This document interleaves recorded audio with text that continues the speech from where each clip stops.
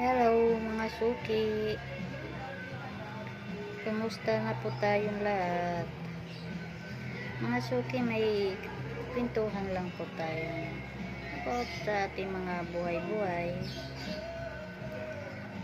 Pinto ko lang sa inyo yung mga naranasan natin, kahit pa paano mabawasan yung ating mga kalungkutan sa buhay. Mga kwentong mga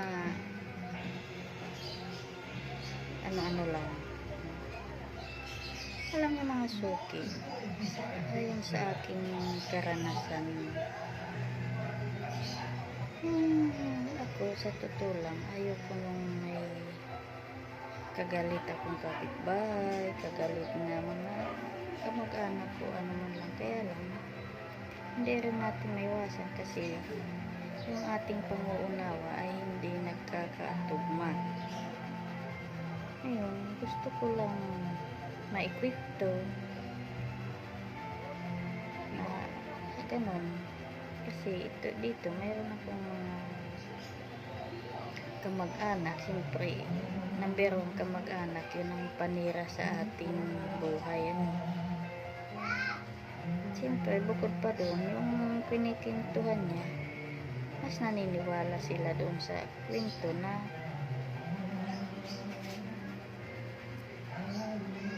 walang katotohanan. Mas daig pang kasi ngayon ang kwento ng hindi totoo, yun ang mas pinaniniwala. Hindi naman natin maiwasan yung mga ganung bagay, kaya yun dapat ang ating iiwasan. Sana dalawagin pa natin yung ating pangunawa sa ating kapwa para maiwasan ang hindi pagkakaunawaan. Huwag natin idaan sa init. Unawa. Kung kaya ng utak natin, unawa tayo ng unawa hanggat kaya.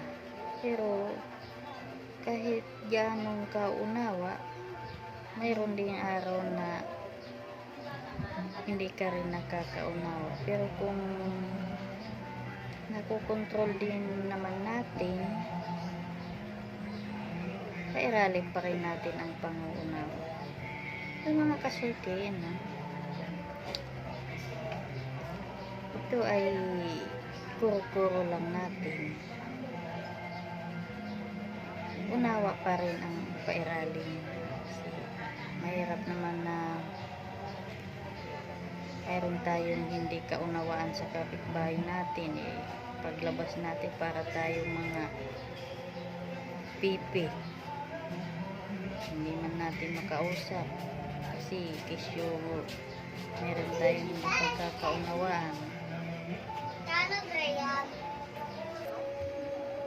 Ngayon mga suki, yun lang ang aking may kikwento sa ngayon kasi saka na lang yung iba tayo magkwentuhan. Lalabas ka ng bahay, hindi mo makausap kasi naging kasamaan mo ng hindi pagkakaunawaan. Mahirap diba? Kaya lang, hindi naman natin may alis sa kapwa natin na hindi tayo magkaroon ng kasamaan ng loob dahil doon sa panguunawa. Sana unawa, pairalin natin sa ating mga kapwa nating kapitbahay, kapwa kamag-anak. Sana yun ang mangibabaw sa atin.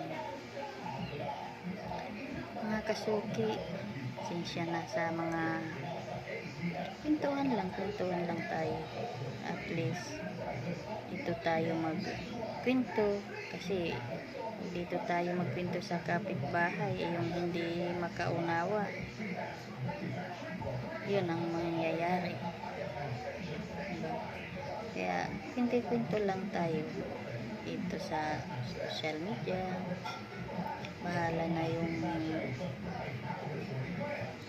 magbigay ng payo, ng pangaral, tandaan na lang natin kung anong may bibigay na yung mga suki. Sa ngayon, bye-bye for now. Mga suki, paki-like and share naman tong video ko. Sana makatulong ito sa akin. Sana mga suki, subaybayan nyo.